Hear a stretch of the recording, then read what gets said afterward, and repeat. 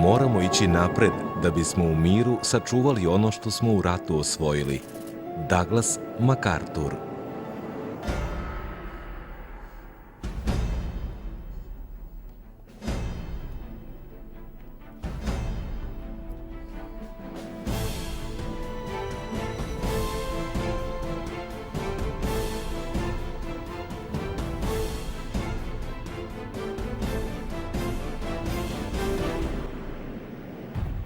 Sud istorije. Douglas MacArthur.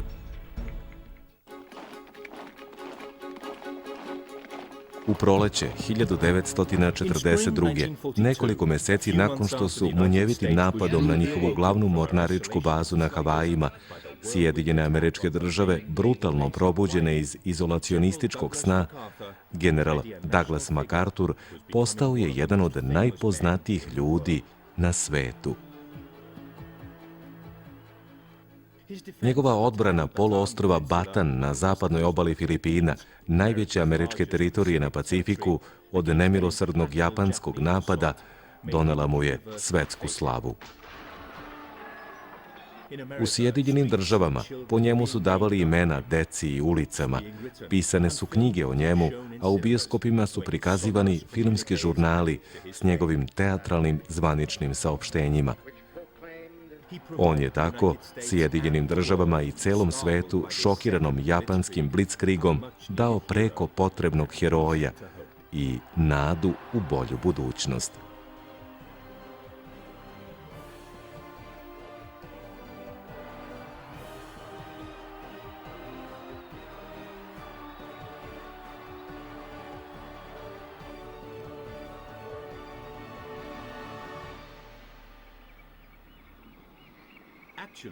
Zapravo je taj heroj bio bezbedan u Australiji, hiljadama kilometara od borbe, gde se spremao za najveći poraz u američkoj vojnoj istoriji.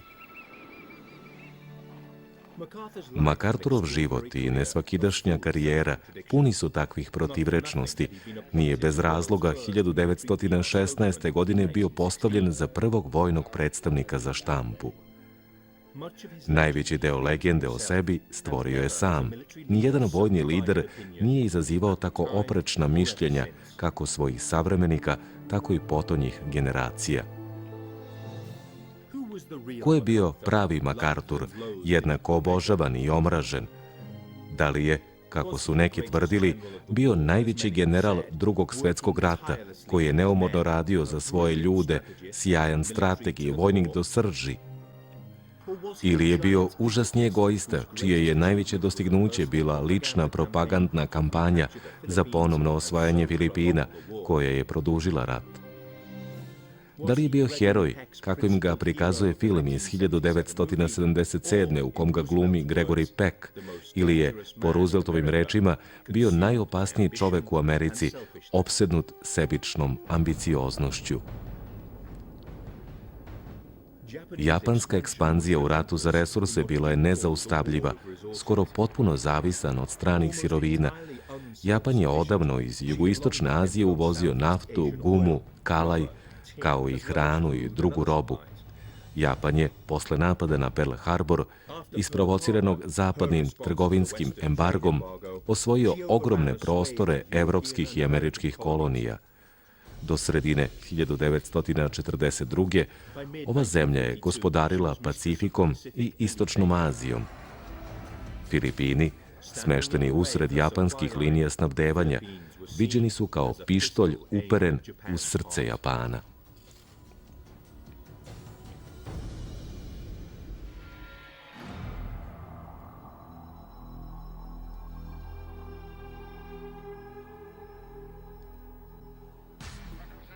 Tako mi Boga, ovamo me je dovela sudbina, izjavio je nakon što je ponovo imenovan za general potpukovnika američke vojske, u julu 1941.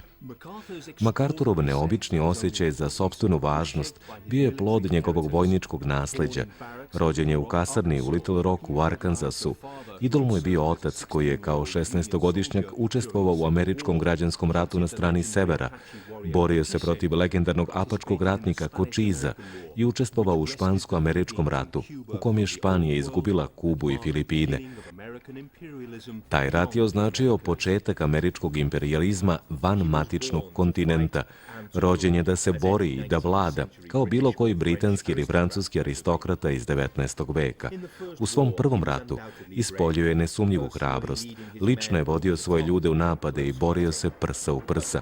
Međutim, kicoški imidž, nemarno ponašanje, razmetljivo nošenje štapa i lula od kukuruza, koje su vremenom postojale sve duže, iritiralo je njegove ljude, kao i Pershinga, koji ga je smatrao neposlušnim i nadmenim.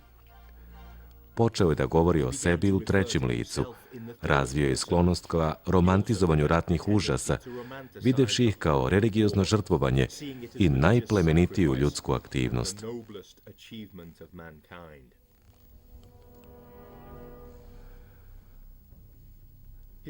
Njegova teatralnost donela mu je mnogo moćnih protivnika. Govorio je da ponekad ima osjećaj da su njegovi pravi neprijatelji u Vašingtonu. Mržnja koju je osjećao prema mornarici ponekad je bila zaslepljujuća. Čak je 1942. rekao maršalu da je, kao bivši zapovednik kopnene vojske, otkrio mornaričku zaveru koja je za cilj imala da preuzme kompletnu američku odbranu. Vratit ću se. Ovo je jedna od najpoznatijih rečenica u istoriji koju je MacArthur izgovorio nakon nevoljnog napuštanja trupa koje su u Batanu vodile svoju odsudnu bitku. Za njega je tipično da odbije zahtev Vašingtona i da tu izjavu ne promeni u vratit ćemo se. Međutim, njegov odnos prema Filipinima karakterisala je duboko lična dimenzija.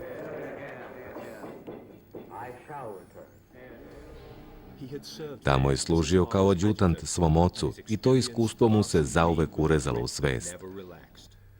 Prema ostrvljenima se odnosio s ljubavlju, bez rasizma, a nikada nije koristio ni pogrdne izraze za Japance. Na turneji Dalekim istokom 1940. bio je zadivljen japanskom bushido etikom i čvrstinom njihovog karaktera, jer ga je to podsjetilo na njegov sopstveni ratnički kod. Tada je osjetio i da budućnost pripada Aziji. Saosećao je sa stanovništvom kolonija i razumeo njihovu želju da zbace sistem koji im je ograničavao mogućnost obrazovanja i ličnog razvoja. Posle funkcije zapovednika kopnene vojske, njegova karijera je mogla krenuti samo silaznom putanjom. Roosevelt je ipak morao da ima u vidu njegovu ogromnu popularnost. Zato je odlučio da generala pošalje što je dalje moguće.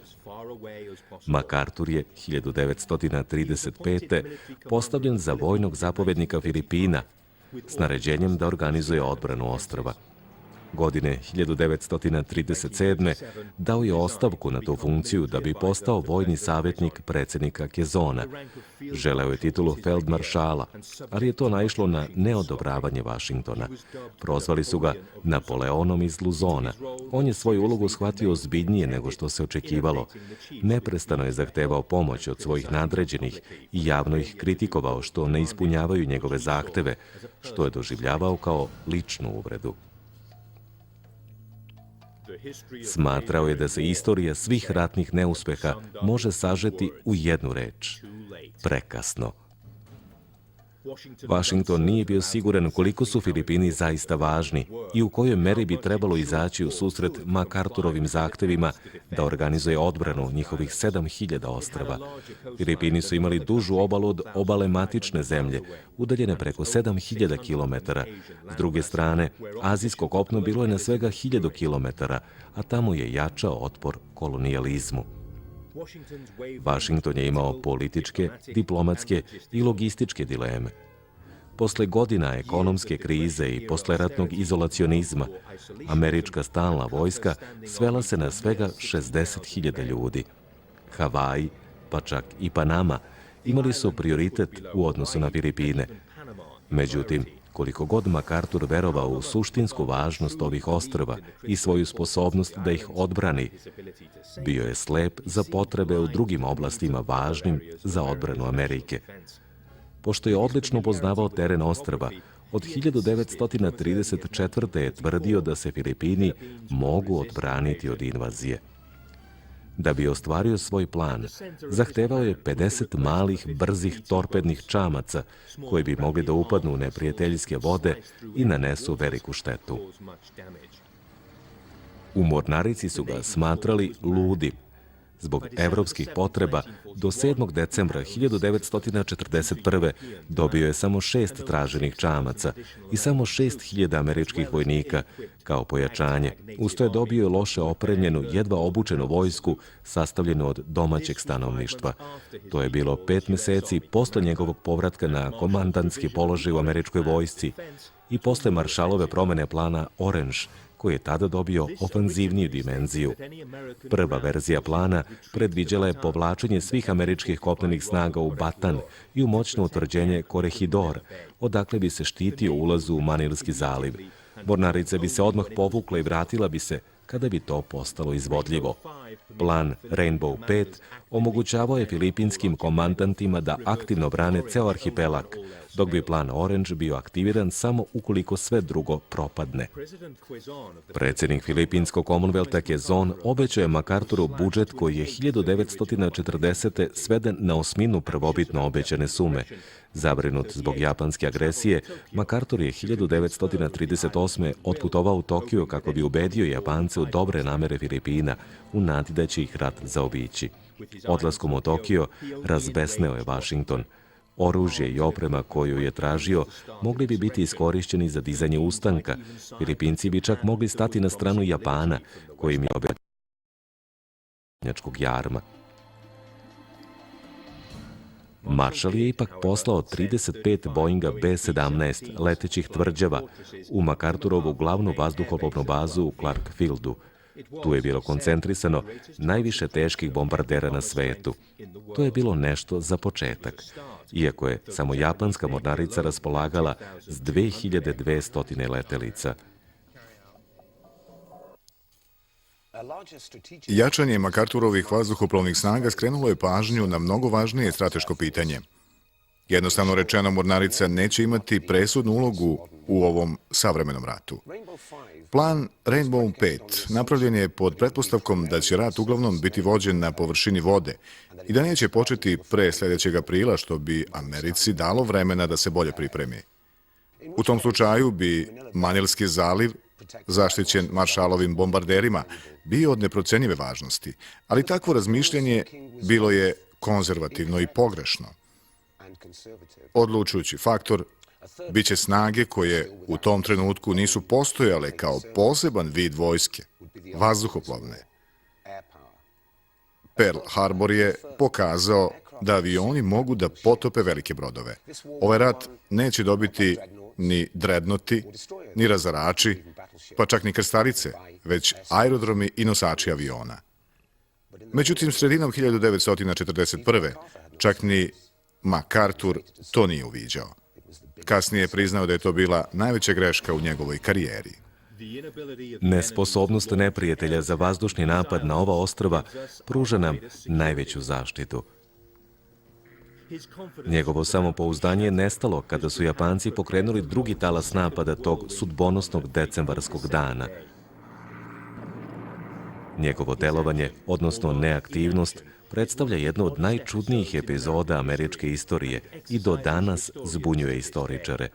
Satima posle napada na Pearl Harbor nije učinio skoro ništa.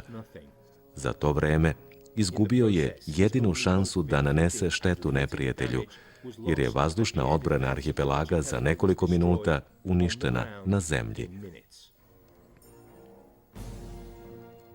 Njegova čudna neodlučnost još više iznenađuje kad se uzme u obzir njegova agresivna narav.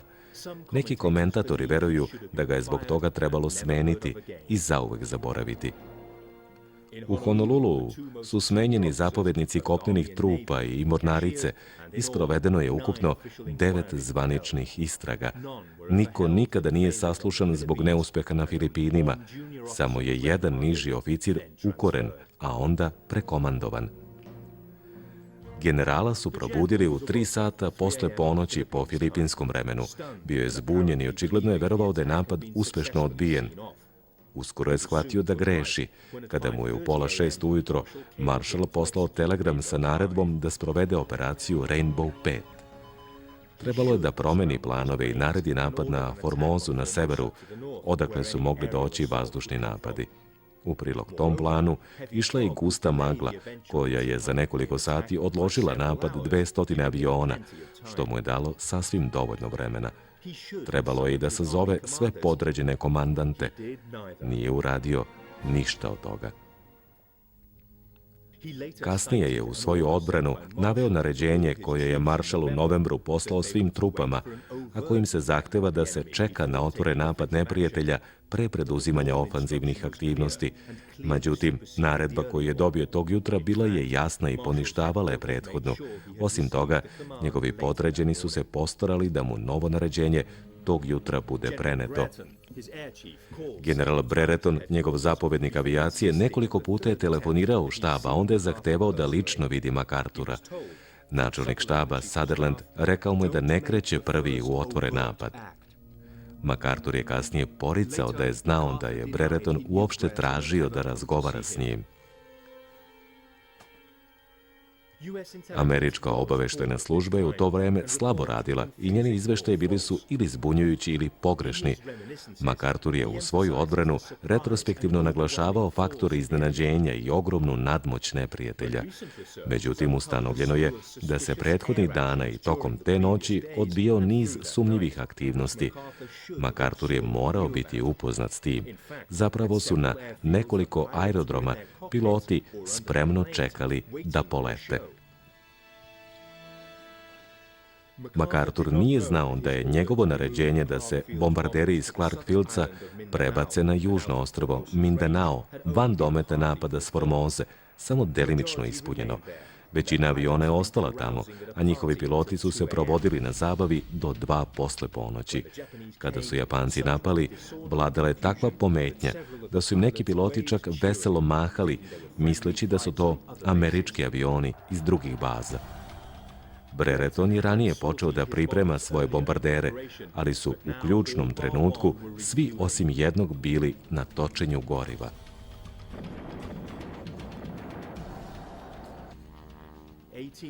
Osamnaest bombardera i njihova lovačka podrška zbrisani su na tlu. Tako je nestala poslednja prepreka japanskom prodoru na jug. Zašto je MacArthur reagovao tako mlako i toliko kasno? Zvanična istorija vazduhoplovstva kaže da je imao blaži slom živaca. Da li su godine administrativnog posla i života na račun stare slave omekšali ovog vojnika? Da li se, bačen u vatru stvarne borbe, ukočio od straha i jesu li ga za to vreme pokrivali njegovi verni podređeni? Izgleda da je najveći deo tog vremena proveo u izdavanju naređenja koja su se odnosile na civilne probleme, kao da je izbegavao suočavanje sa stvarnošću. Neki smatraju da je MacArthur tokom te krize sedeo na 2 stolice. Kao nedavno postavljenom feldmaršalu, paradoksalno mu je sledovao bonus od $500.000, iako je Manila samo 3 nedelje kasnije pala u neprijateljske ruke. Predsjednik Quezon je 1942. rekao Eisenhoweru da je posle Pearl Harbora MacArthur iz nekog nepoznatog razloga mislio da će Filipini ostati neutralni i da neće biti napadnuti. Zbog toga je odbio da Breretonu dozvoli bombardovanje. Možda je tako postupio iz uverenja da su Filipini izgubljeni i da je njegova prkosna retorika bila samo retorika. To nikada nećemo znati sa sigurnošću. Njegovi verni saradnici i on sam nikada nisu dali uverljivo objašnjenje za ovu epizodu. Japanci su bili iznenađeni njegovim ponašanjem toga dana. Strahovali su da će zbog guste magle i američkih saznanja o njihovim napadima sigurno uslediti odmazda. Trebalo mu je 40 sati da počne sa izdavanjem vojnih naređenja, a za to vreme je već trebalo da bombarduje brodove iz kojih je japanska pešadija kuljala na obalu. Njegov plan da dočeka neprijatelja u zalivu Lingayen predstavljao je ogroman rizik u kom je išao na sve ili ništa. Bez vazdušne podrške i uz slabu zaštitu mornarice izgubio je prestonicu.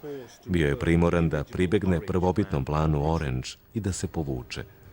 Najgore od svega bilo je što nije obezbedio zalihe za ovaj scenario i završio je sa 110.000 vojnika i civila u Batanu, a plan je predviđao da će ih biti 40.000. Nije imao ni dovoljno oružja, ni dovoljno hrane za uspešnu odbrambenu operaciju. Zbog toga je stalno smanjivao sledovanja i očekivao čuda od svojih junačkih boraca.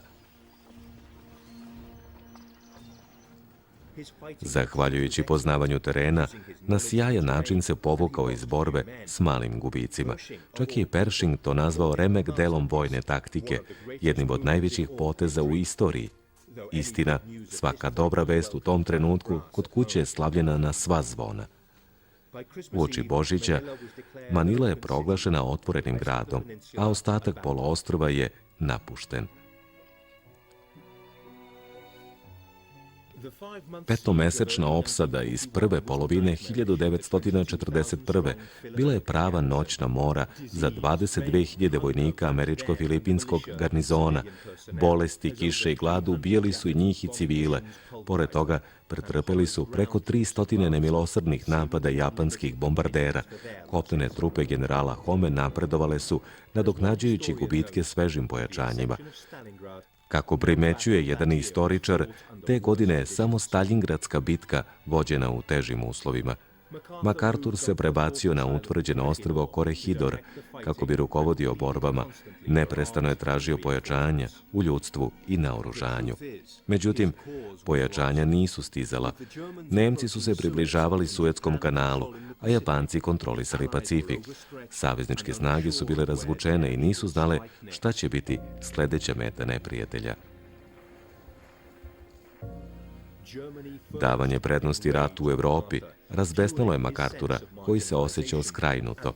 Stalna obećanja da će pomoć biti poslata nisu ispunjena. Nijedan avion, brod ili vojnik nije stigao do njega. Što je najgore, očekivani konvoj, koji je trebalo da stigne preko Brisbanea, ostao je u Australiji. Njemu nije bilo ni naređeno da krene na Filipine.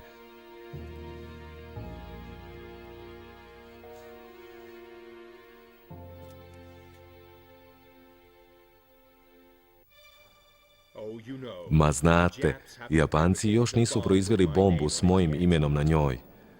Govorio je neustrašivo stojeći van skloništa tokom vazdušnih napada dok su se njegovi ljudi bacali u zaklone. Budio im je nadu obećanjima o skoroj pomoći u koju je i sam u početku verovao, ali kad je shvatio istinu, čak se obratio i Staljinu. U jednoj izjavi hvalio je Staljina i sovjetske uspehe. Međutim, Staljin je bio zauzet pokušajima da Amerikance i Britance natera na otvaranje drugog fronta. Dok se junačio, MacArthur kao da uopšte nije mario za teške uslove u kojim su se našle njegove jedinice. Posetio ih je samo jednom za 77 dana, zbog čega je stekao podrugljivi nadimak Bunker Dag. Možda nije imao obraza da stane pred njih posle neispunjenih obećanja o pomoći. Međutim, vojnici nisu ostali dužni ni svojim vođama u Vašingtonu.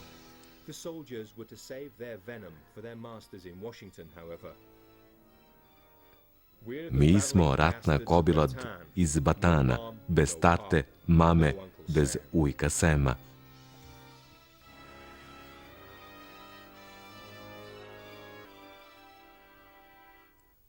Let them tell that to General MacArthur and his U njihovom zruganju bilo je više istine nego što su mogli da naslute. Prema Churchillovim memoarima, Roosevelt i državni sekretar Stimson rekli su mu u decembru 1941. pre obećanja o slanju pomoći da su već odustali od Filipina. Nekada vojnici moraju da izginu, rekao je Stimson. Ni MacArthur nije znao koliko je blizu istine bio kad je s tugom izjavio da nikada jedna tako hrabra vojska nije bila tako bezosećajno otpisana. Posle pada Batana usledio je 70-odnevni batanski marš smrti, tokom kog je u jezivim uslovima umrlo na hiljade vojnika. To je samo pojačalo MacArthurov gnev.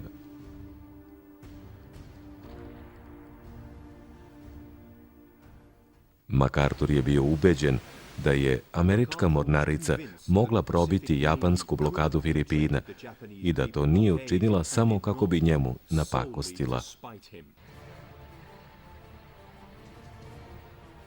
Ironija je u tome što ga je spasao upravo Roosevelt, iako on to tada nije shvatao. Roosevelt nije bio spreman da ga smeni i ugrozi američki ugled. Zato je našao način da sačuva miljenika javnosti i da ga zadrži pod kontrolom. Poslao ga je u Australiju. Australija je uvidela kakvi su interesi njenih imperijalnih gospodara i zahtevala je povratak svoje 3 divizije iz Severne Afrike. Odustali bi od toga ukoliko bi dobili američkog generala koji bi privukao američke snage za odbranu Australije od neizbežnog napada. Churchill je sa zadovoljstvom preneo te stavove predsjedniku Rooseveltu. 62-godišnji MacArthur uspeo je u torbednom čamcu da prevali put od 4000 km kroz neprijateljske vode. To ga je učvrstilo u uverenju da je moguće probiti japansku blokadu. Posle toga je održao čuveni govor u kome je naglasio da se probio i da će se uskoro vratiti. Američka vlada je imala drugačije zamisli. MacArthur je bio šokiran jadnim stanjem trupa u Australiji i osetio je da je ponovo prevaren. Prošlo je punih 5 nedelja pre nego što je dobio bilo kakva naređenja iz Vašingtona.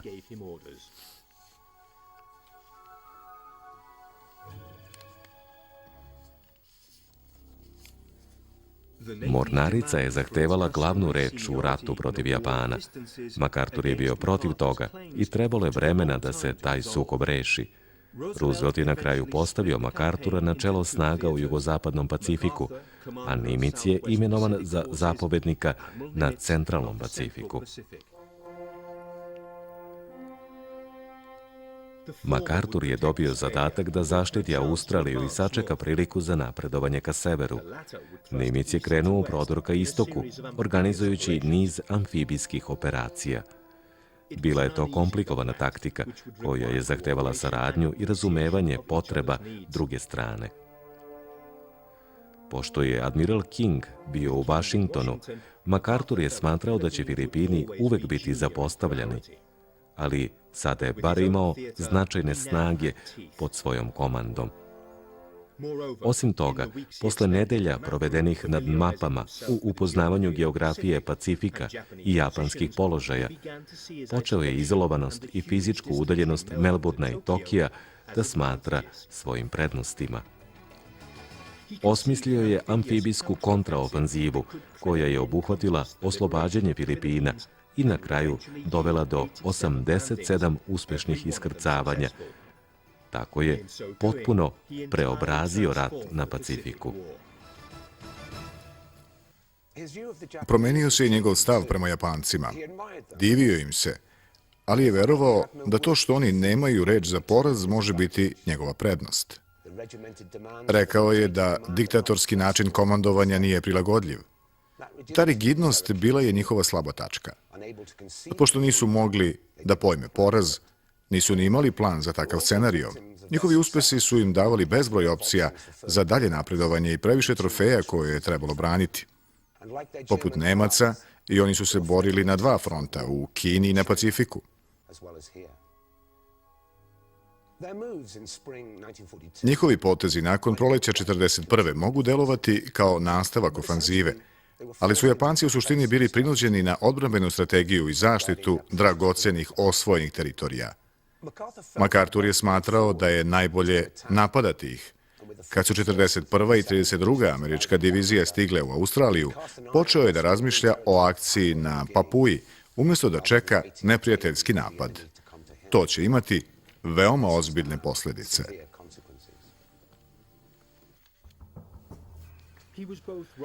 MacArthur je uporno pobijao sumnje svojih pretpostavljenih da je Australija sledeća japanska meta. Bio je u pravu, ali samo zahvaljujući neslaganju japanske mornarice i savezničke vojske posle uništenja njihove flote u bici u Javanskom moru. Na kraju je postignut kompromis. Japanci su odlučili da zauzme Australiju i Havaje, kako je želela mornarica, ali tek posle osvajanja Midwaya i Port Moresbya na Papuji. Ta strategija došla im je glave. 7. maja 1942. Nimitz je presreo jedinice admirala Takagija, koje su se uputile ka Port Moresbyu. Usledila je bitka u Koralnom moru. Japanci su potopili više brodova od Amerikanaca, ali su doživjeli strateški poraz jer su morali da odustanu od osvajanja Port Moresbya. Amerikanci su u bici kod Midwaya 3 nedelje kasnije postigli svoju prvu veliku pobedu. Uništili su 4 japanska nosača aviona i preokrenuli tok rata na Pacifiku. Japan posle toga nije osvojio više ništa. Rat se nastavio iscrpljujućim bitkama koje će dovesti do konačnog poraza Japana, iako nijedna strana to tada nije uviđala. Sredinom 1942. nepokolebljivo su nastavili da grade vazduhoplovne baze na Solomonovim ostrvima, pripremajući se za napad na severoistočnu obalu Nove Gvineje, preko puta Port Moresbya. General Hori iznenadio je saveznike maršom kroz jednu od najneprohodnijih prašuma na planeti i preko 4000 metara visokog planinskog lanca Owen Stanley pod punom opremom i s teškom artiljerijom. MacArthurov odgovor bio je jednako zadivljujuć. Odlučio je da brani Australiju u Papuji. Moramo napadati, napadati i napadati. Ako je time šokirao svoj štab i svetsku štampu, verovao je da će time šokirati i Japance, iako su njihove trupe bile 5 puta brojnije. Ključ njegovog uspeha bio je u tome što je Breretona zamenio generalom Georgeom Kennyem, koji je na Pacifiku izgradio veliki broj strateški lociranih vojnih aerodroma. Kenny je predložio da vazdušnim putem prebaci 26.000 vojnika u Port Moresby. Upitan šta će s kamionima, odgovorio je da ih preseku na 2 dela radi transporta i da ih ponovo sastave na Papuji. Istovremeno, poslao je 17 teških bombardera da unište Rabaul, glavnu pretnju za iskrcavanje. Mali, ugroženi garnizon u Port Moresbyu jednim potezom je pretvoren u glavni štab za jugozapadni Pacifik. Među mnogim knjigama koje su o MacArthuru objavljene u Sjedinjenim Američkim Državama, izašla je jedna pod naslovom MacArthur veličanstveni. Nesrećni australijski rezervisti koje je MacArthur poslao surovom stazom Kokoda da zaustave Horija, herojski su izginuli u beznadežnoj bici. Međutim, prašumski uslovi uticali su i na generala Horija, koji je pogrešno procenio koliko im je zaliha potrebno. Ostavši bez vazdušne podrške i primoran da reaguje na Nimicov potez na Guadalcanalu, zaustavio se na svega 25 km od Port Moresbya i naredio je povlačenje. Izgubio je 10.000 ljudi. Istovremeno, uspešno je sprečeno neprijateljsko iskrcavanje u Milne Bayu. Japanci su potcenili odlučnost tamošnjeg australijskog garnizona. Prvu kopnenu pobedu saveznika u ratu na Pacifiku nisu izvojevali ni Amerikanci, ni Britanci, već Australijanci. MacArthur je u trijumfalnom saopštenju za medije objavio veliku savezničku pobedu. Pobede američkih vojnika uvek su bile američki uspesi. Vojnici su bivali sve nezadovoljniji njegovim netačnim informisanjem javnosti i stalnim preuveličavanjima, pa su ga nazivali Alisom u zemlji čuda. U 109 od njegova 142 saopštenja za javnost pominje se samo jedno ime, njegovo. Često je tvrdio kako je lično predvodio trupe. Njegova opsednutost propagandnom dosegla je vrhunac u januaru 1943. kada je objavio fotografiju sebe na Novoj Gvineji. Ta fotografija je zapravo snimljena u Rockhamptonu u Australiji. Australijanci su mu spevali posvetu uz melodiju američke pesme Borbena himna Republike. Video sam MacArthura, u ruci mu je Biblija. On izdaje saopštenja za takve kao što smo ti i ja. Kraj pesme glasi: Sklanjaj se, Bože, dolazi mak.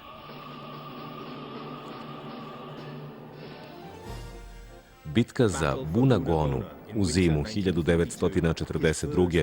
njegova prva velika operacija posle Batana mogla se završiti tragedijom. Pretežno američke jedinice generala Krugera poslate su u borbu bez dovoljne vazdušne, artiljerijske i tenkovske podrške. Naišle su na odbrambenu taktiku koja je u zvaničnoj istoriji Pacifičkog rata opisana kao genijalna i potučene su do nogu. MacArthur je zamenio Krugera generalom Eichelbergerom i preteći mu rekao da mu je bolje da pogine u bici za Bunu ako je ne zauzme. Eichelberger je uskoro otkrio da je MacArthur potcenio neprijatelja i uslove na terenu. Pobedio je, ali tek posle užasnih borbi i velikih gubitaka obe strane. MacArthur je u pobedničkom govoru objavio da nijedna pobeda u istoriji nije ostvarena uz tako male gubitke. To je bila čista fantazija. Njegov stari neprijatelj Nimitz imao je za trećinu manje gubitaka kod Guadalcanala. MacArthurovo korišćenje eufemizma čišćenje vređalo je vojnike jer je zvučalo kao da ne vode pravi rat. Upravo tu su se izvesno vreme nastavile neke od najkrvavijih borbi na Pacifiku. Njegova sklonost da umanjuje gubitke nastavila je da raste. MacArthur je međutim bio prilagodljiv i izvukao je pouku iz ranijih neuspeha. Njegov odgovor bila je operacija Cartwheel, koja je predviđala iznenadne napade na glavne strateške ciljeve uz učešće vazduhoplovstva i pešadije, kojima bi podršku pružala mornarica. Osim što je mornarici dao sporednu ulogu, MacArthurov plan je predstavljao i prikrivenu taktiku Nimicove strategije direktnih sukoba. Operacija Cartwheel bila je potpuna suprotnost Nimicovim frontalnim napadima s mnogo žrtava i uz veoma sporo napredovanje.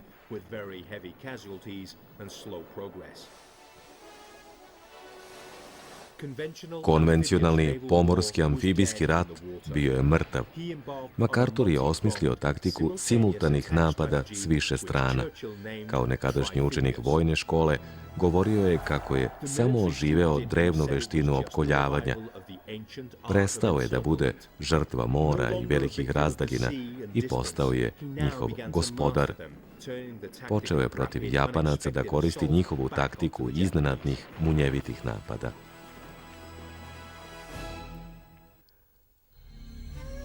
Napad na Rabaul, glavnu japansku bazu u Južnom Pacifiku na ostrvu Nova Britanija, bio je školski primer te taktike. Krenuo je u napad severnom obalom Nove Gvineje. Flota admirala Helsija pružila mu je podršku spuštajući se pored Solomonovih ostrva. Tako se Rabaul našao u klopci između MacArthura i Helsija. Kenny je bombardovao japanske brodove kod Laea i potopio je ceo konvoj. MacArthur je ovu akciju nazvao najvažnijom akcijom avijacije u njegovoj kampanji. Istovremeno zauzeo je Salamu i Lae, a 2 nedelje kasnije i Finschhafen. Sva ta mesta su poslužila kao strateške baze za dalje napredovanje. Australijanci su posle osvajanja Vaua napredovali kroz prašumu prema Madangu, da bi odatle napali Novu Britaniju.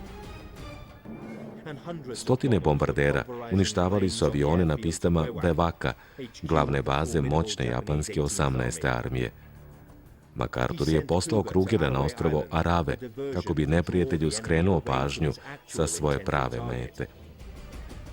U decembru 1943. osvojio je aerodrom u Cape Gloucesteru, čime je opkolio Rabaul. Bombarderi su ceo jedan dan tukli njegove instalacije i linije snabdevanja. Japanci su iskopali nove rovove i zavetovali se na borbu do smrti. A onda MacArthur nije uradio ništa. Amerikanci nisu napali. Umjesto toga, na juriš su zauzeli ostrva Gilbert, Marijanska i druga ostrva i ostavili 100.000 neprijateljskih vojnika da čekaju napad koji neće doći. Izgladneću Rabaulu, džungla i glad su moji saveznici, oduševljeno je objavio MacArthur. S pravom je bio zadovoljan svojom strategijom iznenadnih napada, posle kojih je ostavljao neprijatelja da trune u rovovima. Japanci su do kraja rata ostali u bazi koja je postala beskorisna. U tom periodu njegovi gubici bili su desetostruko manji od japanskih. Rat je završio s najnižom stopom gubitaka, iako ne tako niskom kako je on prikazivao. Zauzimanjem luke Holandije napravio je skok od 650 km iza neprijateljskih linija i s malim gubicima zaobišao Bevak. Istina, borbe posle iskrcavanja bile su teže nego što je MacArthur priznavao. Za 2 godine napredovao je preko 3000 km, a pola od toga je prešao za samo 2 meseca. Sada je bio i veoma blizu Filipina.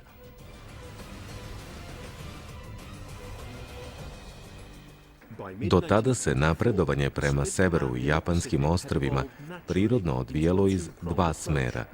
Međutim, još nije bilo odlučeno gde će ove snage koje su se približavale zadati konačni udarac. Nimitz se zalagao za napad preko Formoze, koja je bila relativno blizu Japanu i na koji su bili izuzetno važni aerodromi.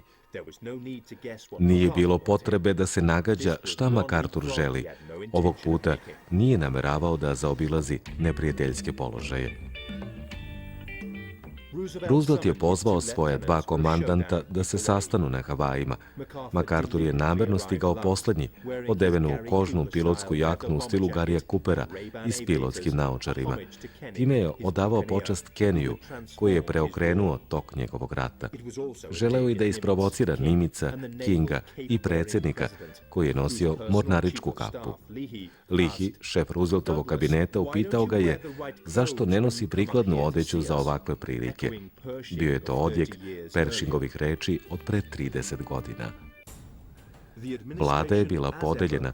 Prethodnog februara Nimitzu je bilo rečeno da se pripremi za Formozu, a MacArthuru da se spremi za Filipine.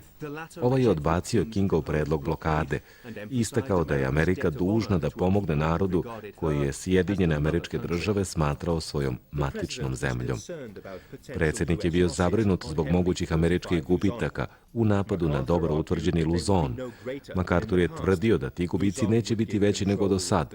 Iz Luzona bi kontrolisali 1000 km južnog Kineskog mora. Na Filipinima bi mogli da računaju na podršku gerilaca, a na Formozi toga ne bi bilo. Ironično je što je Nimitsova tvrdnja da bi napadom na Formozu izložili bokove neprijateljskom napadu iz baze Luzonu imala ključan uticaj na Roosevelta i Marshalla, a možda i nije.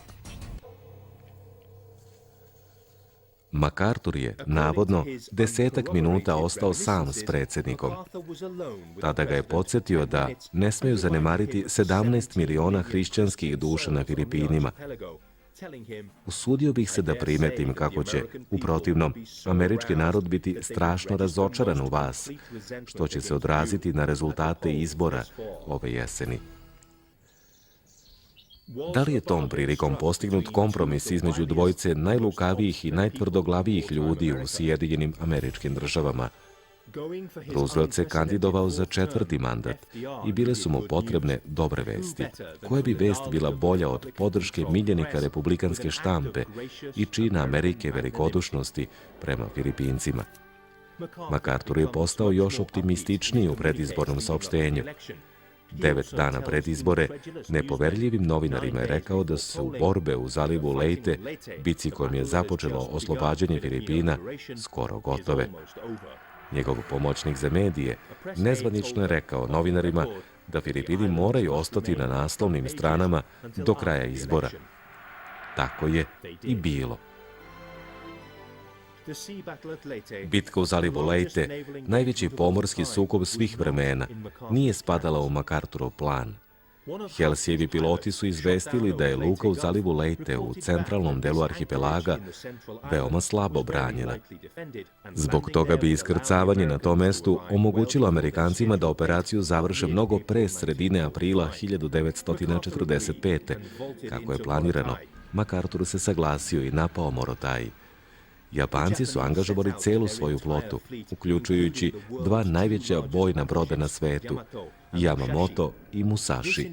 Ova bitka će odlučiti da li će im istočno-indijska nafta ostati dostupna.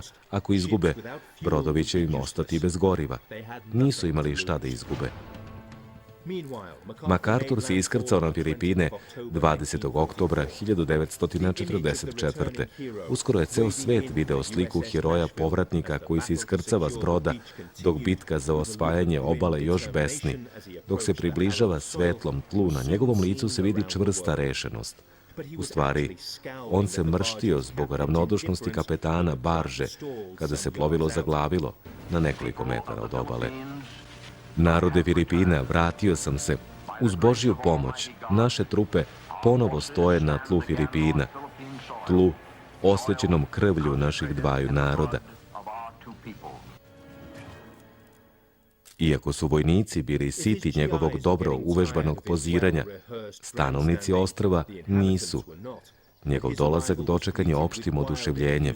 Iz prašume su počele da se pojavljaju grupe izbeglica ushićene njegovim drugim dolaskom. Pošto se 200.000 američkih vojnika iskrcalo na obalu, japanska mornarica je aktivirala briljantan plan kojim je mogao doneti pobedu i ponovo otkriti ranjivost podeljene komande na Pacifiku. Admiral Toyoda podelio je svoju ogromnu flotu na 3 dela. Treći deo, sačinjen uglavnom od oštećenih brodova s nešto malo aviona, poslat je kao mamac, dok je jedna od 2 glavne flote pod komandom admirala Kurite glumila povlačenje. Ova lažna flotila trebalo je da mamami Halseyjeve jedinice pod vrhovnom komandom Nimica iz Moreuza San Bernardino, koji je trebalo da štite. Halsey je zagrizao mamac i nije se odazvao pozivu za pomoć admirala Kincaida kada je prevara otkrivena i kad se Kurita vratio. MacArthur više nije mogao da računa na Halseyja u bici. Ovaj se vratio tek posle oštrog Nimicovog naređenja. Bez krstarice koje bi zaštitile njene nosače, avione i razarače, Kincaidova 7. flota hrabro se podmetnula pod udar Kuritinih nadmoćnih snaga, stvarajući pometnju i gusti dim. Kurita je mislio da se avioni s nosača spuštaju na Leyte kako bi se pregrupisali. Kincaid ih je zapravo spasavao od uništenja, jer su piste na nosačima bile neupotrebljive. Kurita je mislio da je Halsey bliže nego što je zaista bio. Zbog toga se povukao iz bitke. MacArthur je imao neverovatnu sreću.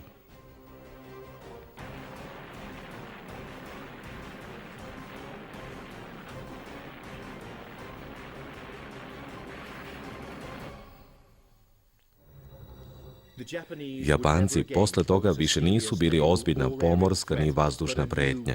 Međutim, tada je prvi put upotrebljena nova zastrašujuća taktika – napadi kamikaza. Iako su imali ograničen učinak, ovi sinovi božanskog vetra imali su ogroman psihološki efekat. Spremala se odlučujuća bitka za oslobođenje. General MacArthur je lično komandovao iskrcavanjem i napadom svojih trupa. U žurbi da stigne u Manilu, naišao je na neprijatno iznenađenje. Kontraadmiral Iwabuchi s vojskom od 17.000 ljudi nije poslušao Yamashitino naređenje za povlačenje. U bici za Manilu poginulo je 100.000 ljudi. MacArthur je zabranio vazdušne napade i nije zatvorio puteve kako bi poštedeo civile. što je samo povećalo broj žrtava. Isti učinak imalo je i preterano korišćenje artiljerijske nadmoći. Samo je Varšava pretrpela veću štetu u pokolju koji je trajao mesec dana, a samo su Berlin i Staljingrad pretrpeli veće gubitke u borbi. Iako su borbe za Luzon bile daleko od kraja, MacArthur je na svoju ruku odlučio da pošalje jedinice u oslobađanje cele zemlje. Za 4 meseca, dok je Japan bio na izmaku snaga, njegove trupe su se iskrcale na još 12 mesta. U ovoj fazi izgubio je samo 821 vojnika, naspram 21.000 neprijateljskih. Voleo je ove podatke da poredi s visokom cenom koju je Nimitz platio na Okinavi. Međutim, čak i ti mali gubici bili su nepotrebne žrtve generala Douglasa MacArthura. On je to pravdao tvrdeći kako je sprečavao japansku odmazdu nad filipinskim pobunjenicima i civilima. Međutim, njegovo naređenje iscrpljenim Australijancima da zauzmu Borneo u maju i junu 1945. nije bilo posljedica vojnih, već političkih i geostrateških interesa. Kako primećuje Max Hastings, logična strategija bila je da Japanci na Borneu budu prepušteni sami sebi, sve dok ne budu primorani na predaju posle predaje njihove matične zemlje. Osvajanje Bornea ojačalo bi posleratnu poziciju Sjedinjenih Američkih Država, ali i po cenu života tuđih vojnika. Nuklearne bombe bačene su na Hirošimu i Nagasaki i označile iznenadan i užasan kraj ovog sukoba. Posle toga, MacArthurovi i Nimitzovi planovi invazije postali su izlišni. MacArthur je, kao i mnogi drugi saveznički komandanti, smatrao ovaj čin užasnim i nepotrebnim, jer je Japan već bio na izmaku snaga i pod blokadom američke mornarice. Ironija je u tome da je možda upravo MacArthurova procena da bi u bilo kojoj varijanti invazije poginulo 1.000.000 američkih vojnika ubedila Washington da donese ovu sudbonosnu odluku. Japanci su prvi put preko radija čuli glas svog cara i tek onda su pristali da polože oružje. MacArthur je odabran da prihvati zvaničnu predaju 2. septembra 1945. na brodu Missouri u Tokijskom zalivu. Svet je zadržao dah. I ja sam zadržao dah.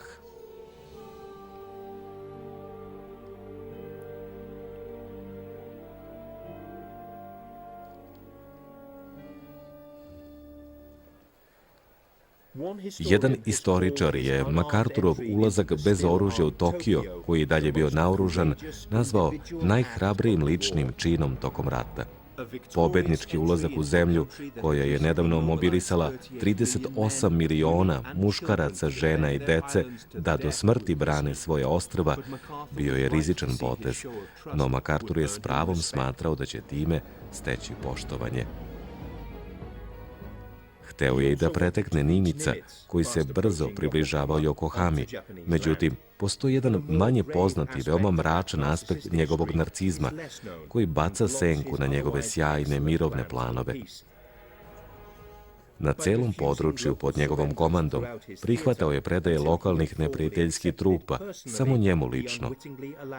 Time je produžavao japanske zločine protiv civila i zarobljenih savezničkih vojnika. Osim toga, to je Japancima dalo vremena da unište mnoge dokumente i druge fizičke dokaze. Mnogi su kritikovali relativno mali broj suđenja za ratne zločine u poređenju sa Nirnberškim procesom. MacArthur je jedini bio odgovoran za predavanje dokaza Washingtonu, ali svoj uticaj je iskoristio da u što većoj meri ograniči gonjenje za ratne zločine. Verovao je da je ključ za postizanje mira preobraženi, a ne slomljeni Japan. Istina, njegovo zalaganje za milost prema naučnicima koji su sprovodili biološke oglede bila je u jasnom interesu Sjedinjenih Američkih Država. Svi rezultati njihovih istraživanja odneti su u Ameriku. Japan više nije imao pravo da ih koristi po odredbama novog ustava.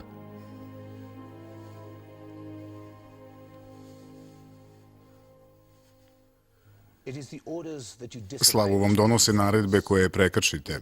Njegov posljednji veliki čin prkosa bilo je odbijanje da ukloni ili sudski goni cara Hirohita, iako su to zahtevali mnogi u Vašingtonu.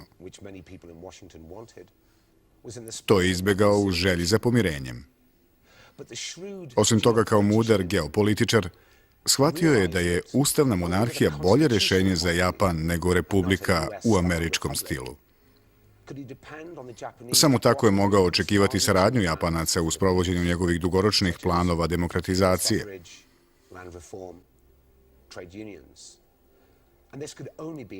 To je moglo samo da koristi Sjedinjenim državama. MacArthur je napisao da je na duge staze obezbedio saradnju azijskih naroda. Čuvena slika divovskog MacArthura i minijaturnog palog boga Hirohita može da deluje kao isticanje zapadnjačke moći i orijentalne servilnosti. Međutim, MacArthur je vodio računa da ne posjeti cara prvi, znajući da bi mu time okaljao obraz. Dao mu je slobodu da dođe kada to njemu odgovara, čime je doprineo stvaranju legende o sebi kao velikodušnom pobedniku.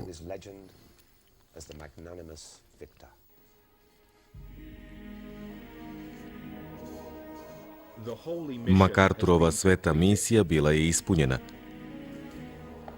Izgleda da je on iskreno verovao kako je došao kraj svim ratovima. Kao i mnogo puta ranije, pogrešio je. U epitafu je nazivan osvajačem Japana. To je njegovo poslednje hvalisavo i netačno saopštenje. Ipak, njegov idealizam je zaista stvorio novi, prosperitetni i egalitarni Japan. U tom smislu, može se reći da je omogućio Japanu da pobedi sam sebe. MacArthur se zaista dokazao. Oslobodio je Filipine i na taj način odbranio svoju čast i zadovoljio svoj osjećaj sudbinske predodređenosti. Posle oproštajnog govora u Kongresu 1951. MacArthur je dobio neviđene ovacije. Posle toga, njegov ugled nije odoleo istorijskom preispitivanju.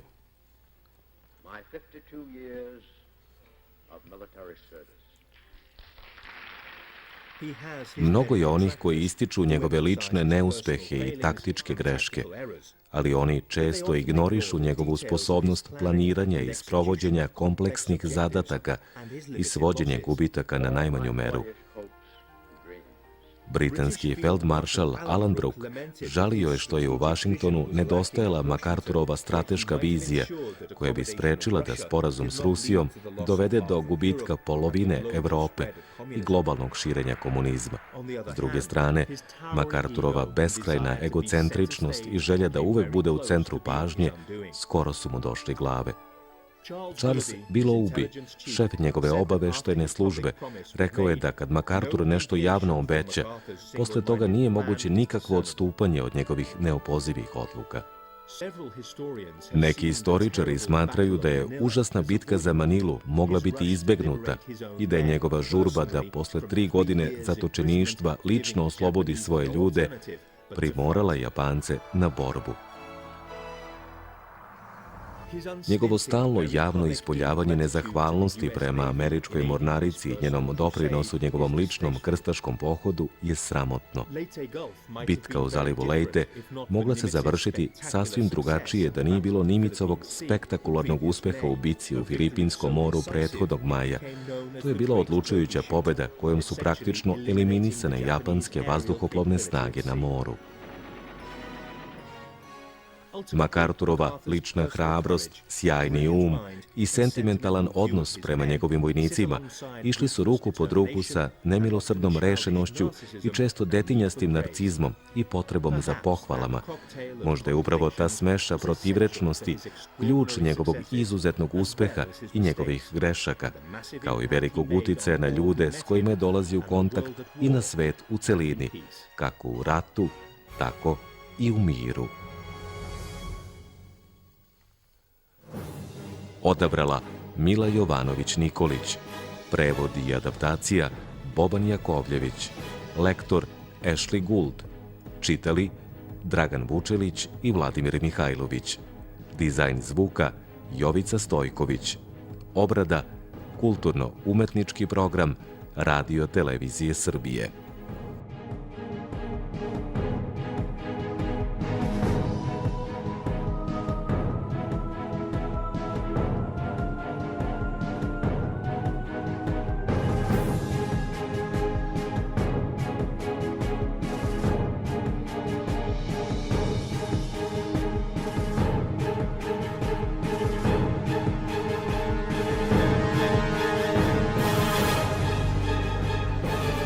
I netačno saopštenje.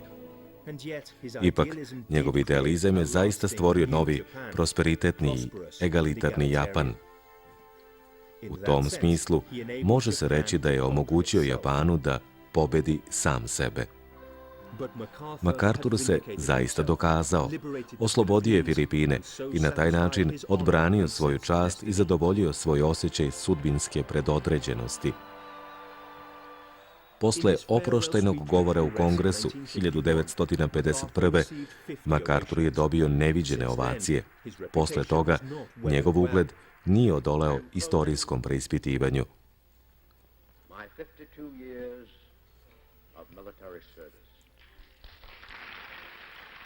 Mnogo je onih koji ističu njegove lične neuspehe i taktičke greške, ali oni često ignorišu njegovu sposobnost planiranja i sprovođenja kompleksnih zadataka i svođenja gubitaka na najmanju meru. Britanski feldmaršal Alan Brooke žalio je što je u Vašingtonu nedostajala MacArthurova strateška vizija koja bi sprečila da sporazum s Rusijom dovede do gubitka polovine Evrope i globalnog širenja komunizma.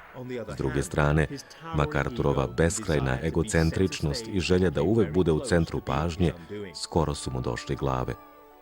Charles Willoughby, šef njegove obaveštajne službe, rekao je da kad MacArthur nešto javno obeća, posle toga nije moguće nikakvo odstupanje od njegovih neopozivih odluka.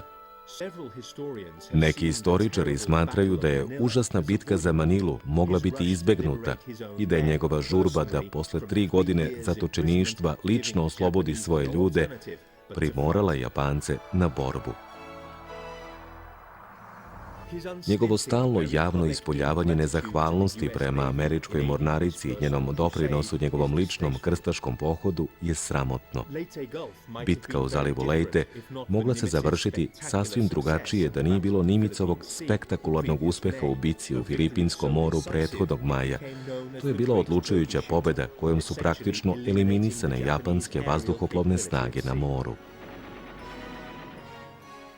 MacArthurova lična hrabrost, sjajni um i sentimentalan odnos prema njegovim vojnicima išli su ruku pod ruku sa nemilosrdnom rešenošću i često detinjastim narcizmom i potrebom za pohvalama.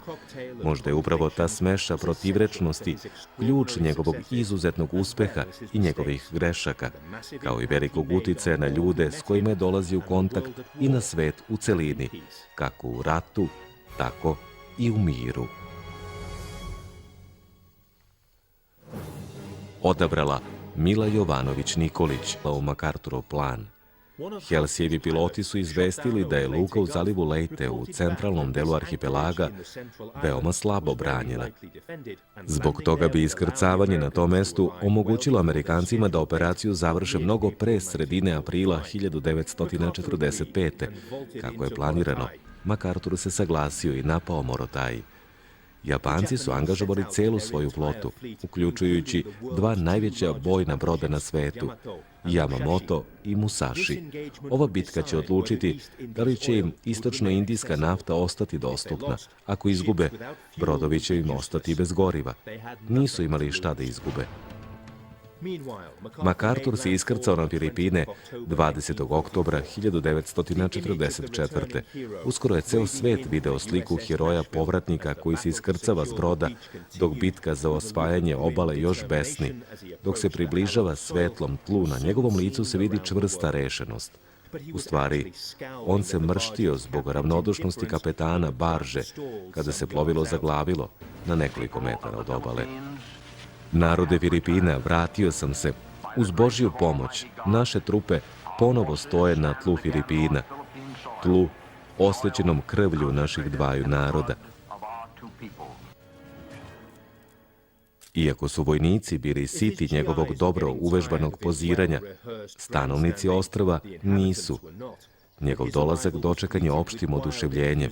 Iz prašume su počele da se pojavljaju grupe izbeglica ushićene njegovim drugim dolaskom. Pošto se 200.000 američkih vojnika iskrcalo na obalu, japanska mornarica je aktivirala briljantan plan kojim je mogao doneti pobedu i ponovo otkriti ranjivost podeljene komande na Pacifiku. Admiral Toyoda podelio je svoju ogromnu flotu na 3 dela. Treći deo, sačinjen uglavnom od oštećenih brodova s nešto malo aviona, poslat je kao mamac, dok je jedna od 2 glavne flote pod komandom admirala Kurite glumila povlačenje. Ova lažna flotila trebalo je da mamami Helsijeve jedinice pod vrhovnom komandom Nimica iz Moreuza San Bernardino, koji je trebalo da štite. Helsije je zagrizao mamac i nije se odazvao pozivu za pomoć admirala Kinkeida kada je prevara otkrivena i kad se Kurita vratio. MacArthur više nije mogao da računa na Helsije u bici. Ovaj se vratio tek posle oštrog Nimicovog naređenja. Bez krstarice koje bi zaštitile njene nosače, avione i razarače, Kinkeidova 7. flota hrabro se podmetnula pod udar Kuritinih nadmoćnih snaga, stvarajući pometnju i gusti dim. Kurita je mislio da se avioni s nosača spuštaju na Leyte kako bi se pregrupisali. Kinkeid ih je zapravo poslužila kao strateške baze za dalje napredovanje. Australijanci su posle osvajanja Vaua napredovali kroz prašumu prema Madangu, da bi odatle napali Novu Britaniju. Stotine bombardera uništavali su avione na pistama Bevaka, glavne baze moćne japanske 18. armije. MacArthur je poslao krugera na ostrvo Arave kako bi neprijatelju skrenuo pažnju sa svoje prave mete.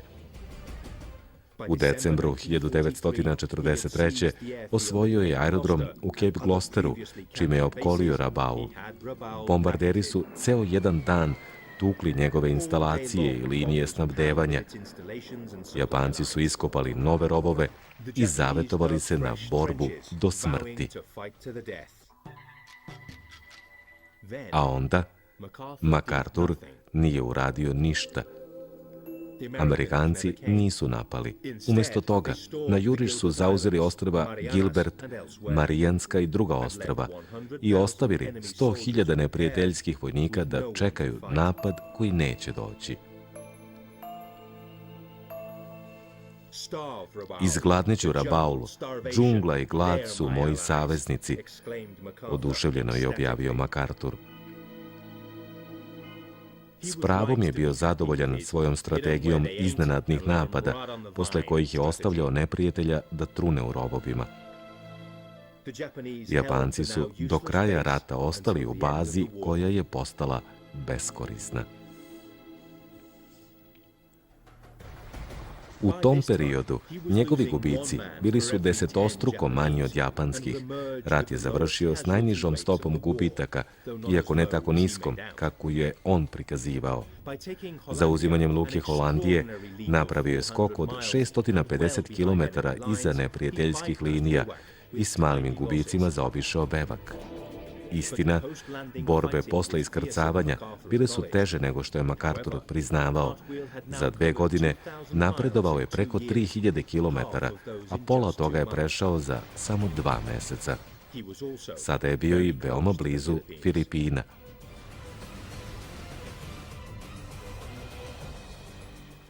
Do tada se napredovanje prema severu i japanskim ostrvima prirodno odvijalo iz 2 smera.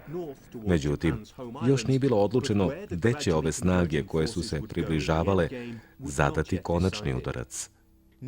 Nimitz se zalagao za napad preko Formoze, koja je bila relativno blizu Japanu i na koji su bili izuzetno važni aerodromi. Nije bilo potrebe da se nagađa šta MacArthur želi.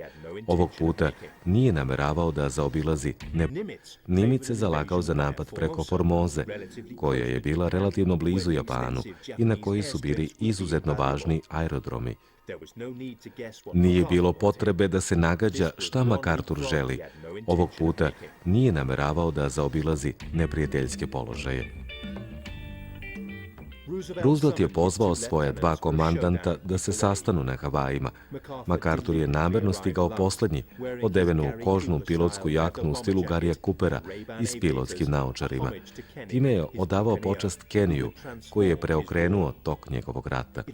Želeo je da isprovocira Nimica, Kinga i predsjednika, koji je nosio mornaričku kapu.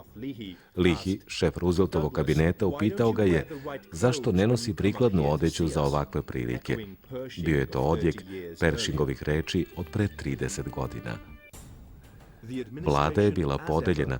Prethodnog februara Nimicu je bilo rečeno da se pripremi za Formozu, a MacArthuru da se spremi za Filipine. Ovaj je odbacio Kingov predlog blokade i istakao da je Amerika dužna da pomogne narodu koji je Sjedinjene Američke Države smatrao svojom matičnom zemljom. Predsjednik je bio zabrinut zbog mogućih američkih gubitaka u napadu na dobro utvrđeni Luzon. MacArthur je tvrdio da ti gubici neće biti veći nego do sad. Iz Luzona bi kontrolisali 1000 km južnog Kineskog mora. Na Filipinima bi mogli da računaju na podršku gerilaca, a na Formozi toga ne bi bilo. Ironično je što je Nimicova tvrdnja da bi napadom na Formozu izložili bokove neprijateljskom napadu iz baze Luzonu imala ključan utjecaj na Roosevelta i Marshalla, a možda i nije. MacArthur je, navodno, 10 minuta ostao sam s predsjednikom. Tada ga je podsjetio da ne smeju zanemariti 17 miliona hrišćanskih duša na Filipinima. Usudio bih se da primetim kako će, u protivnom, američki narod biti strašno razočaran u vas, što će se odraziti na rezultate izbora ove jeseni. Da li je tom prilikom postignut kompromis između dvojice najlukavijih i najtvrdoglavijih ljudi u Sjedinjenim Američkim Državama? Roosevelt se kandidovao za 4. mandat i bile su mu potrebne dobre vesti. Koja bi vest bila bolja od podrške miljenika republikanske štampe i čina Amerike velikodušnosti prema Filipincima? MacArthur je postao još optimističniji u predizbornom saopštenju. 9 dana pred izbore, nepoverljivim novinarima je rekao da su borbe u zalivu Leyte, bici kojom je započelo oslobađanje Filipina, skoro gotove. Njegov pomoćnik za medije nezvanično je rekao novinarima da Filipini moraju ostati na... Odbijanje da ukloni ili sudski goni cara Hirohita, iako su to zahtevali mnogi u Vašingtonu. To je izbegao u želji za pomirenjem. Osim toga, kao mudar geopolitičar, shvatio je da je ustavna monarhija bolje rešenje za Japan nego republika u američkom stilu. Samo tako je mogao očekivati saradnju Japanaca u sprovođenju njegovih dugoročnih planova demokratizacije.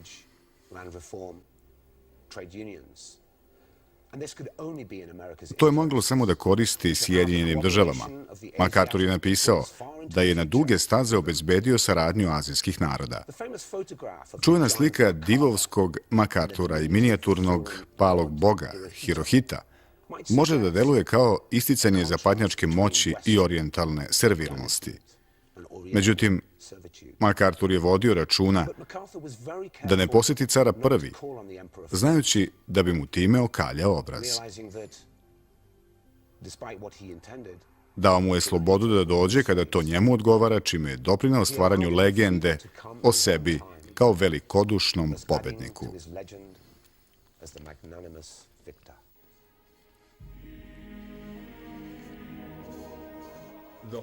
MacArthurova sveta misija bila je ispunjena. Izgleda da je on iskreno verovao kako je došao kraj svim ratovima. Kao i mnogo puta ranije, pogrešio je. U epitafu je nazivan osvajačem Japana. To je njegovo poslednje hvalisavo i netačno saopštenje. Ipak, njegov idealizam je zaista stvorio novi, prosperitetni i egalitarni Japan. U tom smislu, može se reći da je omogućio Japanu da pobedi sam sebe. MacArthur se zaista dokazao. Oslobodio je Filipine i na taj način odbranio svoju čast i zadovoljio svoj osjećaj sudbinske predodređenosti. Posle oproštajnog govora u Kongresu 1951. MacArthur je dobio neviđene ovacije. Posle toga, njegov ugled nije odoleo istorijskom preispitivanju.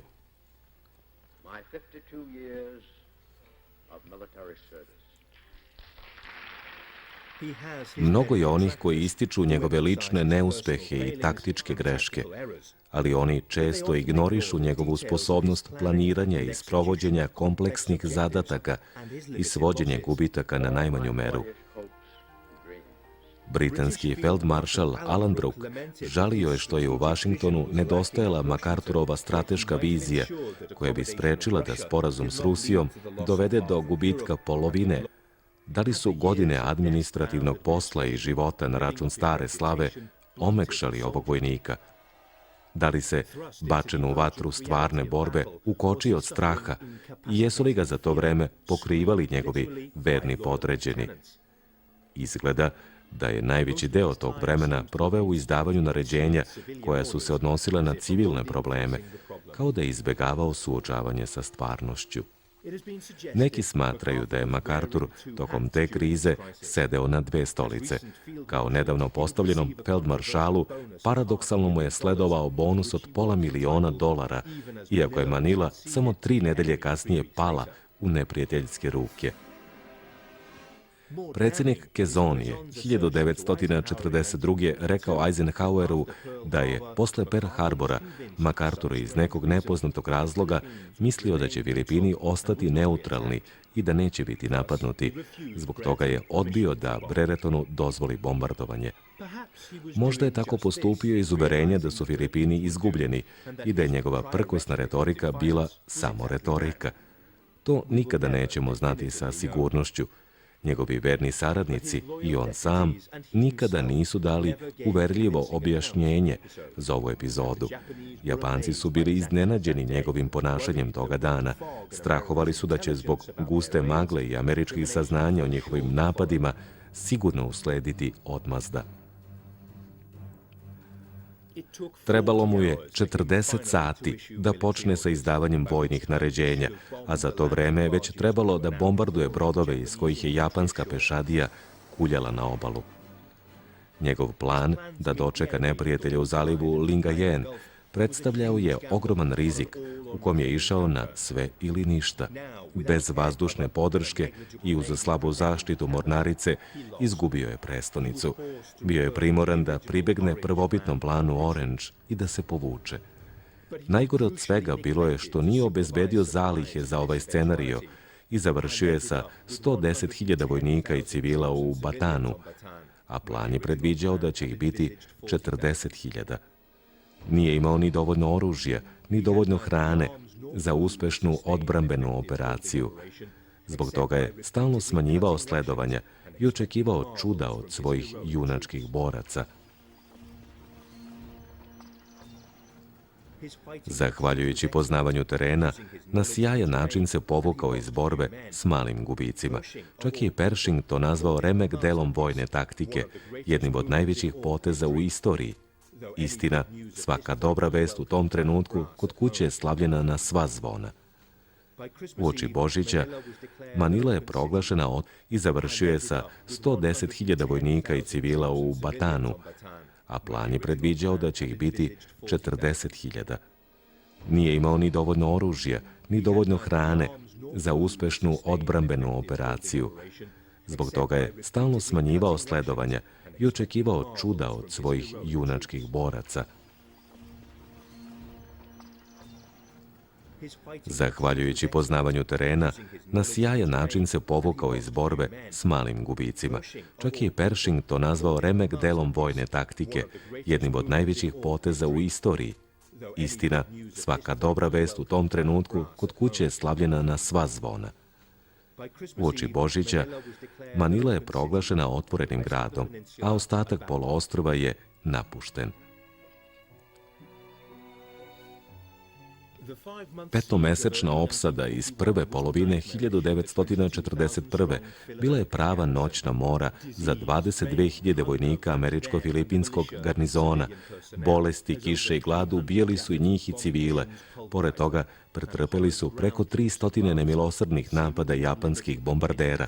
Kopnene trupe generala Home napredovale su, nadoknađujući gubitke svežim pojačanjima. Kako primećuje jedan istoričar, te godine je samo Staljingradska bitka vođena u težim uslovima. MacArthur se prebacio na utvrđeno ostrvo Korehidor kako bi rukovodio borbama. Neprestano je tražio pojačanja u ljudstvu i naoružanju. Međutim, pojačanja nisu stizala. Nemci su se približavali Suetskom kanalu, a Japanci kontrolisali Pacifik.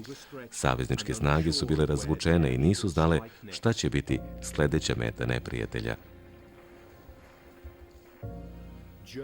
Davanje prednosti ratu u Evropi razbesnalo je MacArthura, koji se osjećao skrajnuto. Stalna obećanja da će pomoć biti poslata nisu ispunjena. Nijedan avion, brod ili vojnik nije stigao do njega.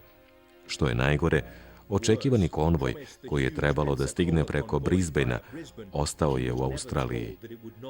Njemu nije bilo ni naređeno da krene na Filipine.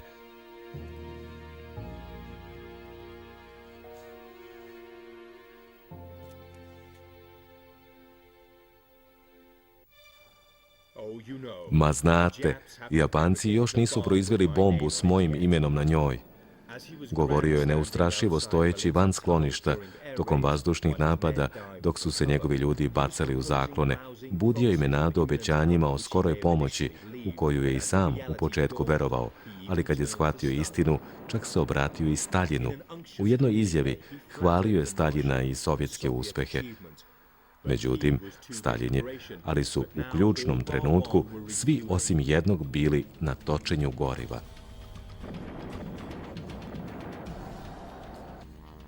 B-17 18 bombardera i njihova lovačka podrška zbrisani su na tlu. Tako je nestala poslednja prepreka japanskom prodoru na jug. Zašto je MacArthur reagovao tako mlako i toliko kasno? Zvanična istorija vazduhoplovstva kaže da je imao blaži slom živaca. Da li su godine administrativnog posla i života na račun stare slave omekšali ovog vojnika? Da li se, bačen u vatru stvarne borbe, ukočio od straha i jesu li ga za to vreme pokrivali njegovi verni podređeni? Izgleda da je najveći deo tog vremena proveo u izdavanju naređenja koja su se odnosila na civilne probleme, kao da je izbegavao suočavanje sa stvarnošću. Neki smatraju da je MacArthur tokom te krize sedeo na dve stolice. Kao nedavno postavljenom feldmaršalu, paradoksalno mu je sledovao bonus od $500.000, iako je Manila samo 3 nedelje kasnije pala u neprijateljske ruke. Predsjednik Quezon je 1942. rekao Eisenhoweru da je posle Pearl Harbora MacArthur iz nekog nepoznatog razloga mislio da će Filipini ostati neutralni i da neće biti napadnuti. Zbog toga je odbio da Breretonu dozvoli bombardovanje. Možda je tako postupio iz uverenja da su Filipini izgubljeni i da je njegova prkosna retorika bila samo retorika. To nikada nećemo znati sa sigurnošću. Njegovi verni saradnici i on sam nikada nisu dali uverljivo objašnjenje za ovu epizodu. Japanci su bili iznenađeni njegovim ponašanjem toga dana. Strahovali su da će zbog guste magle i američkih saznanja o njihovim napadima sigurno uslediti odmazda. Trebalo mu je 40 sati da počne sa izdavanjem vojnih naređenja, a za to vreme je već trebalo da bombarduje brodove iz kojih je japanska pešadija kuljala na obalu. Njegov plan da dočeka neprijatelja u zalivu Lingayen predstavljao je ogroman rizik u kom je išao na sve ili ništa. Bez vazdušne podrške i uz slabu zaštitu mornarice izgubio je prestonicu. Bio je primoran da pribegne prvobitnom planu Orange i da se povuče. Najgore od svega bilo je što nije obezbedio zalihe za ovaj scenario i završio je sa 110.000 vojnika i civila u Batanu, a plan je predviđao da će ih biti 40.000. Nije imao ni dovoljno. U proleće 1942. nekoliko meseci nakon što su munjevitim napadom na njihovu glavnu mornaričku bazu na Havajima, Sjedinjene Američke Države, brutalno probuđene iz izolacionističkog sna, general Douglas MacArthur postao je jedan od najpoznatijih ljudi na svetu. Njegova odbrana poluostrva Batan na zapadnoj obali Filipina, najveće američke teritorije na Pacifiku, od nemilosrdnog japanskog napada, donela mu je svetsku slavu.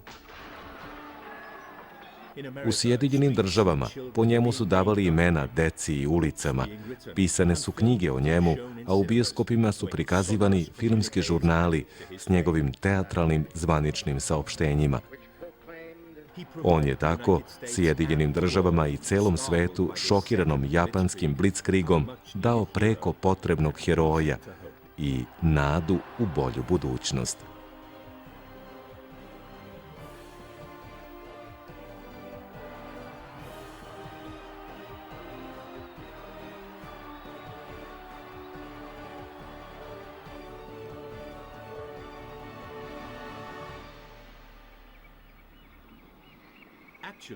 Zapravo je taj heroj bio bezbedan u Australiji, hiljadama kilometara od borbe, gde se spremao za najveći poraz u američkoj vojnoj istoriji.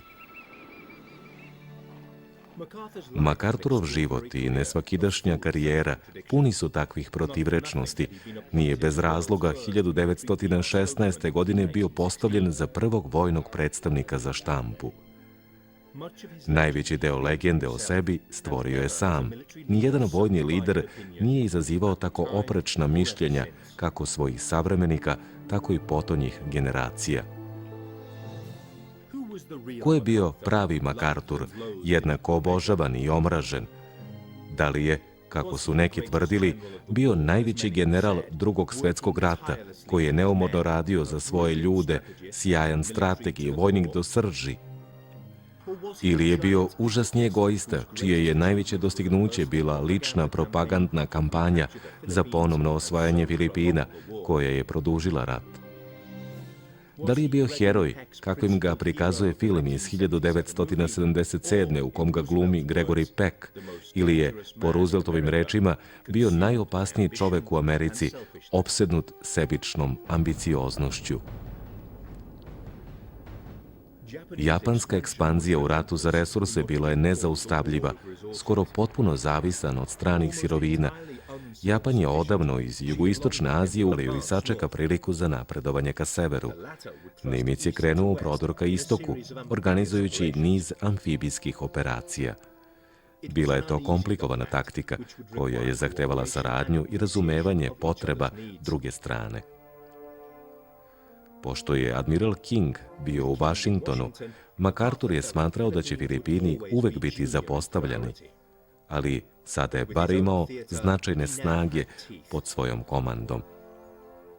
Osim toga, posle nedelja provedenih nad mapama u upoznavanju geografije Pacifika i japanskih položaja, počeo je izolovanost i fizičku udaljenost Melbourna i Tokija da smatra svojim prednostima. Osmislio je amfibijsku kontraofanzivu, koja je obuhvatila oslobađanje Filipina i na kraju dovela do 87 uspešnih iskrcavanja. Tako je potpuno preobrazio rat na Pacifiku. Promenio se i njegov stav prema Japancima. Divio im se, ali je verovao da to što oni nemaju reč za poraz može biti njegova prednost. Rekao je da diktatorski način komandovanja nije prilagodljiv. Ta rigidnost bila je njihova slaba tačka. Pošto nisu mogli da pojme poraz, nisu ni imali plan za takav scenario. Njihovi uspesi su im davali bezbroj opcija za dalje napredovanje i previše trofeja koje je trebalo braniti. Poput Nemaca, i oni su se borili na dva fronta, u Kini i na Pacifiku. Njihovi potezi nakon proleća 1941. mogu delovati kao nastavak ofanzive, Ali su Japanci u suštini bili prinuđeni na odbrambenu strategiju i zaštitu dragocenih osvojenih teritorija. MacArthur je smatrao da je najbolje napadati ih. Kad su 41. i 32. američka divizija stigle u Australiju, počeo je da razmišlja o akciji na Papuji, umjesto da čeka neprijateljski napad. To će imati veoma ozbiljne posljedice.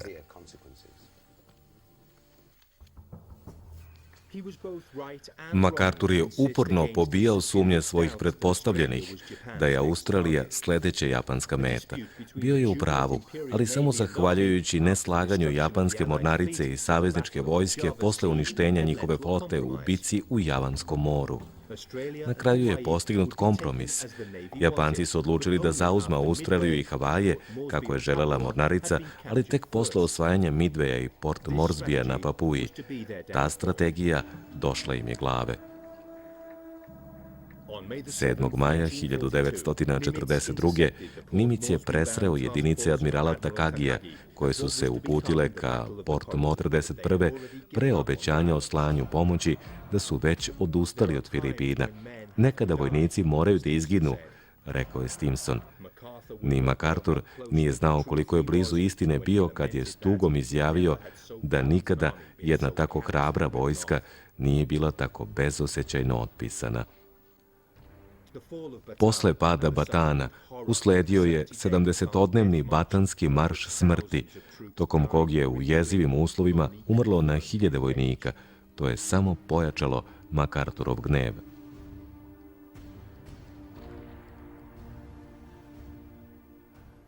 MacArthur je bio ubeđen da je američka mornarica mogla probiti japansku blokadu Filipina i da to nije učinila samo kako bi njemu napakostila.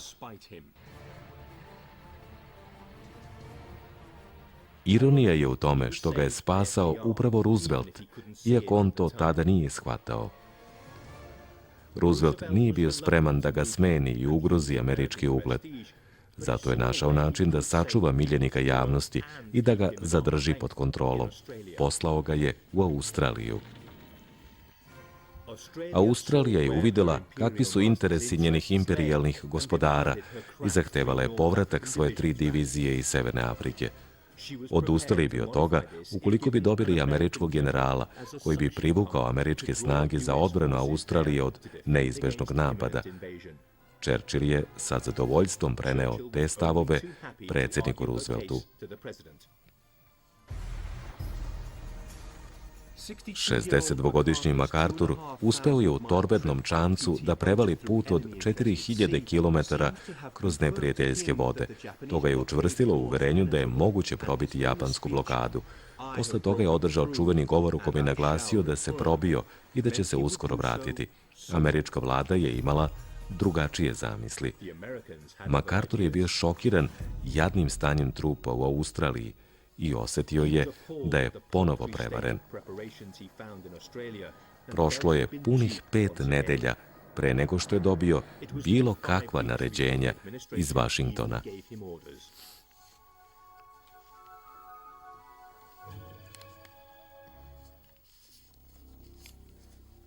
Mornarica je zahtevala glavnu reč u ratu protiv Japana. MacArthur je bio protiv toga i trebalo je vremena da se taj sukob reši. Roosevelt je na kraju postavio MacArthura na čelo snaga u jugozapadnom Pacifiku, a Nimitz je imenovan za zapovednika na centralnom Pacifiku.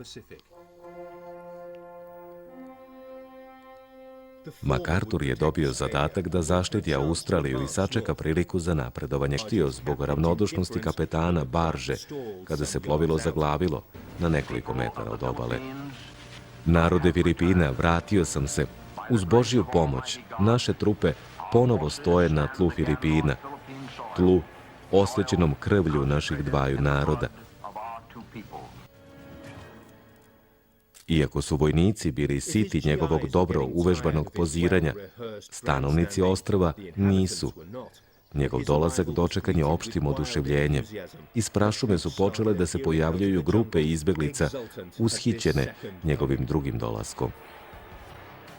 Pošto se 200.000 američkih vojnika iskrcalo na obalu, japanska mornarica je aktivirala briljantan plan kojim je mogao doneti pobedu i ponovo otkriti ranjivost podeljene komande na Pacifiku. Admiral Toyoda podelio je svoju ogromnu flotu na 3 dela. Treći deo, sačinjen uglavnom od oštećenih brodova s nešto malo aviona, poslat je kao mamac, dok je jedna od 2 glavne flote pod komandom admirala Kurite glumila povlačenje. Ova lažna flotila trebalo je da mamami Helsijeve jedinice pod vrhovnom komandom Nimica iz Moreuza San Bernardino, koji je trebalo da štite. Halsey je zagrizao mamac i nije se odazvao pozivu za pomoć admirala Kincaida kada je prevara otkrivena i kad se Kurita vratio. MacArthur više nije mogao da računa na Halseya u bici. Ovaj se vratio tek posle oštrog Nimicovog naređenja. Bez krstarice koje bi zaštitile njene nosače, avione i razarače, Kincaidova 7. flota hrabro se podmetnula pod udar Kuritinih nadmoćnih snaga, stvarajući pometnju i gusti dim. Kurita je mislio da se avioni s nosača spuštaju na lejte kako bi se pregrupisali. Kincaid ih je zapravo spasavao od uništenja, jer su piste na nosačima bile neupotrebljive. Kurita je mislio da je Halsey bliže nego što je zaista bio. Zbog toga se povukao iz bitke. MacArthur je imao neverovatnu sreću.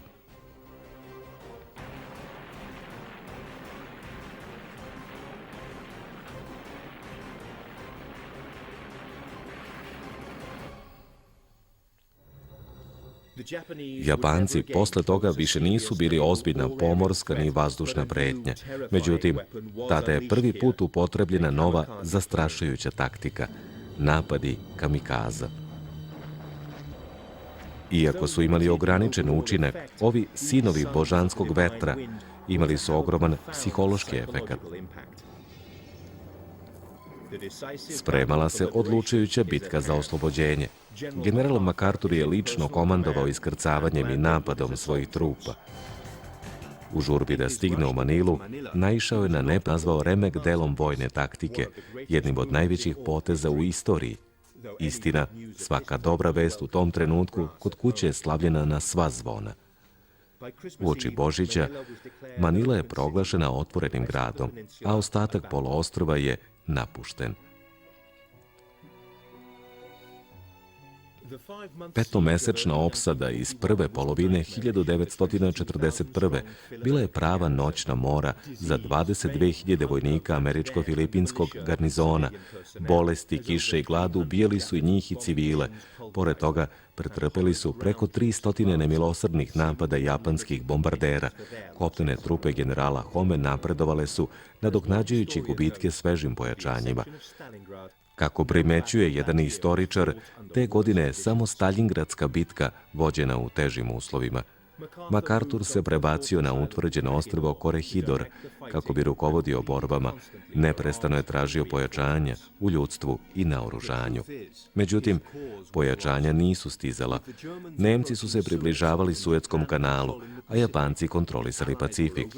Savezničke snage su bile razvučene i nisu znale šta će biti sledeća meta neprijatelja. Davanje prednosti ratu u Evropi razbesnalo je MacArthura, koji se osjećao skrajnuto. Stalna obećanja da će pomoć biti poslata nisu ispunjena. Nijedan avion, brod ili vojnik nije stigao do njega. Što je najgore, očekivani konvoj, koji je trebalo da stigne preko Brisbanea, ostao je u Australiji. Njemu nije bilo ni naređeno da krene na Filipine.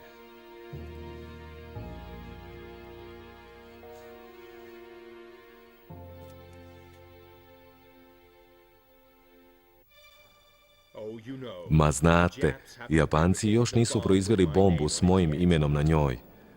Govorio je neustrašivo stojeći van skloništa tokom vazdušnih napada, dok su se njegovi ljudi bacali u zaklone. Budio im je nadu obećanjima o skoroj pomoći, u koju je i sam u početku verovao, ali kad je shvatio istinu, čak se obratio i Staljinu. U jednoj izjavi hvalio je Staljina i sovjetske uspehe. Međutim, Staljin je bio zauzet pokušajima da Amerikance i Britance natera na otvaranje drugog fronta. Dok se junačio, MacArthur kao da uopšte nije mario za teške uslove u kojim su se našle njegove jedinice. Posetio ih je samo jednom za 77 dana, zbog čega je stekao podrugljivi nadimak Bunker Dag. Možda nije imao obraza da stane pred njih posle neispunjenih obećanja o pomoći. Međutim, vojnici